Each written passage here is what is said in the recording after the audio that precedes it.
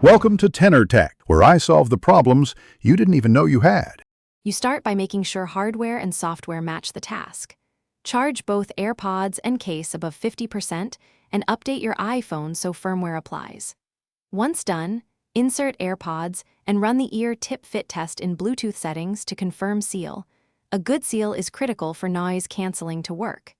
Make sure you know how to access Control Center noise controls. That gives immediate toggles between active noise cancellation and transparency, so you can begin practical testing right away. You now enable and tune active noise cancellation. From Control Center, long press the volume slider to switch between noise cancellation and transparency. This is the fastest toggle. Then enable adaptive audio in the AirPods settings to let the system adjust isolation automatically. Make sure to fine-tune noise control options in Settings Bluetooth AirPods. You can assign press and hold actions or set up double tap controls.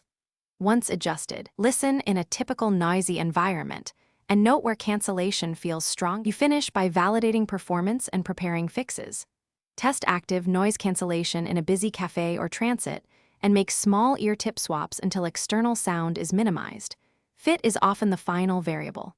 Customize press actions to switch modes quickly and enable attention aware if you want quick ambient awareness. If cancellation fails, reset the AirPods, place them in the case, hold the setup button for about 15 seconds until the light flashes, then repair.